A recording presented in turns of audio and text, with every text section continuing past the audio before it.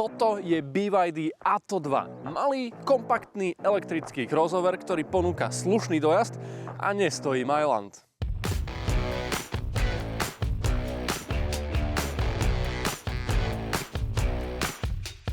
Aby sme si Atto 2 zaradili z hľadiska európskej konkurencie, tak musíme ísť k tomu najbližšiemu konkurentovi, ktorým je Peugeot 2008 v plne elektrickej verzii. Atto 2 je totiž iba o 10 mm dlhšia v porovnaní s Peugeotom a teda jej dĺžka je na úrovni 4310 mm. Na šírku meria niečo vyššie 1,8 metra, no a razvor osí kolies má hodnotu 2620 mm. K dispozícii je hneď v troch rôznych výbavových stupňoch, pričom okrem jednotlivých prvkov výbavy tým najzásadnejším rozdielom je samotný výkon, ale predovšetkým kapacita akumulátora. Základné verzie Active a Boost sa musia uspokojiť s výkonom na úrovni 130 kW, no a nami testovaná vrcholná verzia Comfort ponúka výkon až 150 kW. Narastol aj krútiaci moment, pretože základná verzia ponúka 290 Nm a vrcholná 310. Dizajn je čisto subjektívna záležitosť a tak nám vy dole do komentára napíšte, či sa vám Atto 2 páči.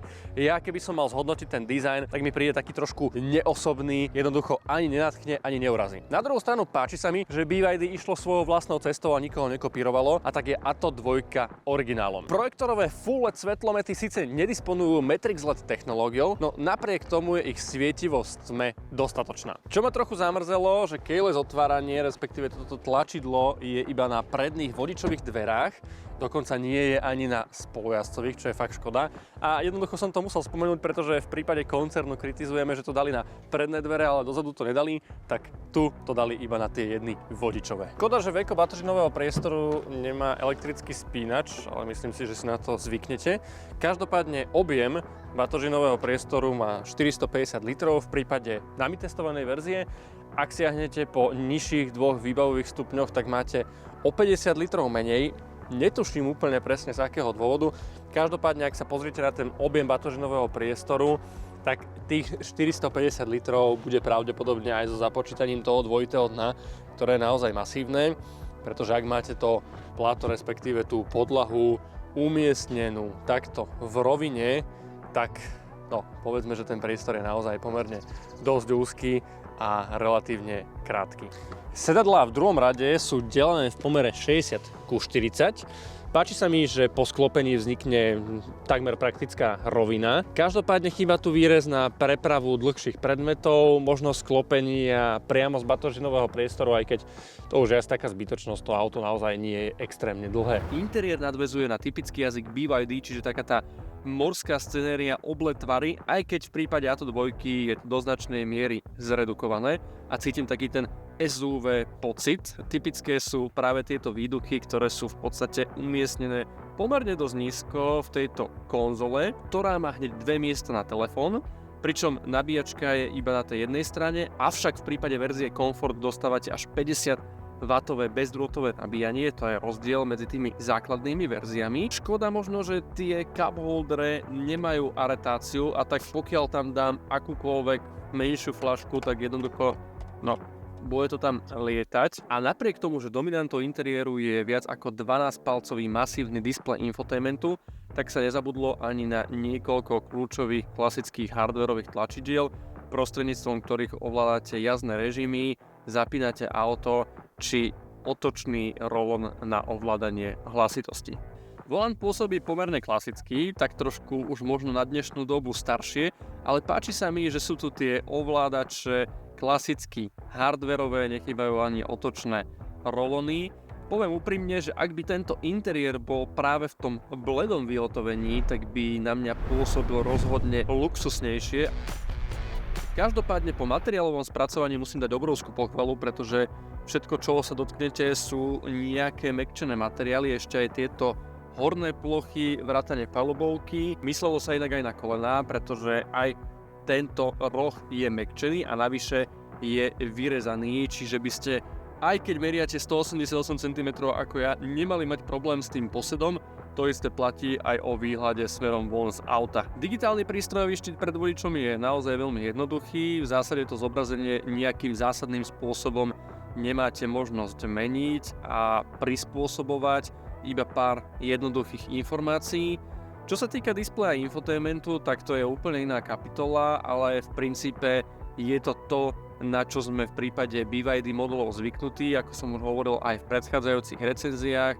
To menu nie je príliš zložité a trochu mi vzdialene pripomína riešenie, aké používa Xpeng.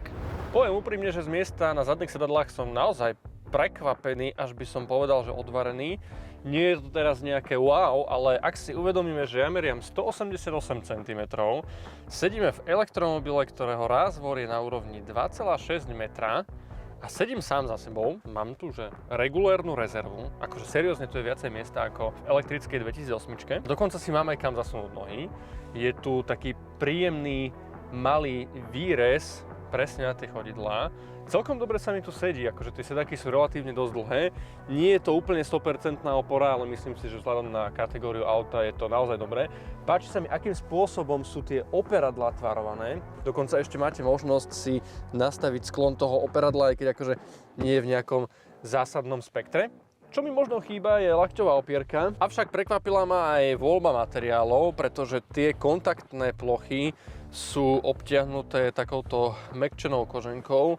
Áno, táto horná časť to už sú tvrdé plasty, ale vôbec to nepôsobí nejakým lacným dojmom. Je tu dokonca aj výduch ventilácie a dvojica USB-C portov. Ak sa pozrieme na miesto nad hlavou, tak tu máme ešte celkom solidnú 2 cm rezervu a dokonca tu je aj panoráma s elektrickou slnečnou roletou. Ten nástupný otvor nie je najväčší, ale akože prepchajte sem tú Isofixovú základňu. Mimochodom, Isofixy sú 2 vzadu a jedno dokonca vpredu, ale iba v tejto najvyššej výbave. Tá samotná prístupnosť akože nie je najhoršia. Paradoxne, veľmi rýchlo to tam dokážete aj bez tých modulov naklipnúť. No a bezproblémovo tam dáte aj takúto väčšiu detskú sedačku. Sice toho miesta na nohy nie je na rozdávanie, ale myslím si, že pre decka akurát.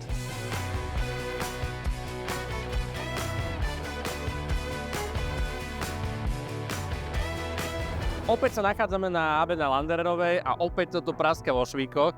Inak som rád, že tu konečne vidím aj takéto veľké dodávky. Je to v podstate elektrický Master a kolega sa tu ešte nabíja aj s PV5 Cargo, ktorej sa ešte budeme venovať, ale poďme k nášmu BYDčku, ktoré sme sem priniesli zhruba s nejakými 14%.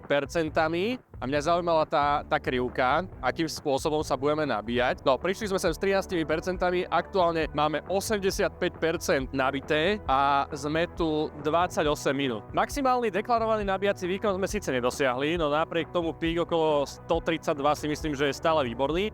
Čo ma však najviac potešilo, je práve priemerný nabíjací výkon, ktorý pri nabití tých 13 na 97%, ktoré sa udialo mimochodom za 40 minút, dosahoval 90 kW.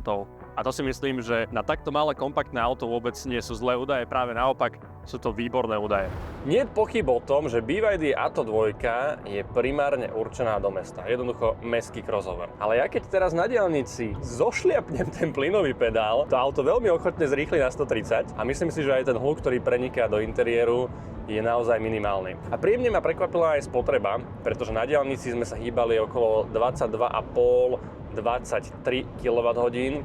Pri jazde smerom do kopca, čiže z Bratislavy do Dubnice a povedzme, že teplote na úrovni od 8 do 10 stupňov. Čo si myslím, že vôbec nie sú zlé hodnoty. Pokiaľ teda idete 130 po diaľnici, tak vás čaká dojazd na úrovni 250-280 podľa toho, že kam až si to líznete. Tých 300, no povedzme, že možno s odretými ušami alebo pri absolútne ideálnych podmienkach, ale tých 200-250 máte jednoducho istých. Ale to nie je domenou Atto 2, pretože to je práve naopak mesto.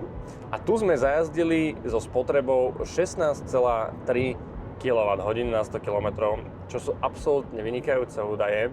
A bez problémov v takomto naladení toto auto prejde výrazne nad 300 km. Dokonca si myslím, že ani s tou 400 nebude mať absolútne žiaden problém.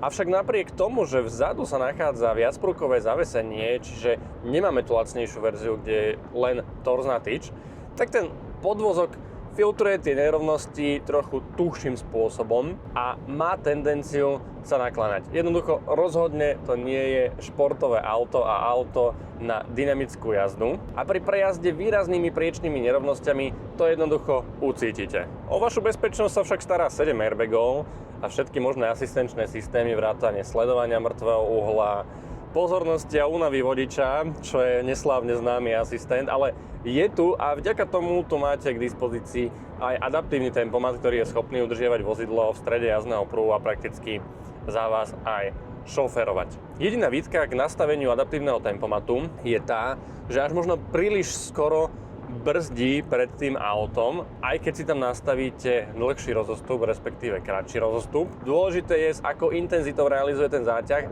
a jednoducho to nie je také plynulé, pomalé zošľapnutie brzdového pedálu, respektíve využitie rekuperácie, ale je to také trošku agresívnejšie. Napriek tomu, že tu nemáme adaptívny podvozok, tak tu nájdete hneď niekoľko jazdných režimov. Normálny, športový, ekorežim a režim sneh. Samozrejme, že všetky tieto režimy ovplyvňujú primárne trakciu, respektíve to, akým spôsobom bude reagovať akcelerátor. Do určitej miery máte ovplyvnené aj riadenie, no ako som spomínal, žiadne športové tué vlastnosti neočakávajte. Čo tu je však pomerne dosť intenzívne, je sila rekuperácie, pretože tá sa dokáže priblížiť, respektíve v istých okamihoch prekonať hodnotu 30 kW, schopnosť respektíve výkon, ktorým dokáže rekuperovať. A to práve vďaka tomu, že tu máte až dve možnosti nastavenia intenzity rekuperácie. Štandardný a vysoký. Čo sa týka samotných svetlometov v noci, tak ten dosvit je naozaj dostatočný a dokonca aj funkcia prepínania diaľkových a stretávacích svetiel vôbec nefungovala zle, práve že na pomery čínskych automobiliek si myslím, že to tu funguje dobre. Tie metrixy tu síce nie sú s ohľadom na kategóriu daného auta OK, ale konkurencia to napríklad ponúka.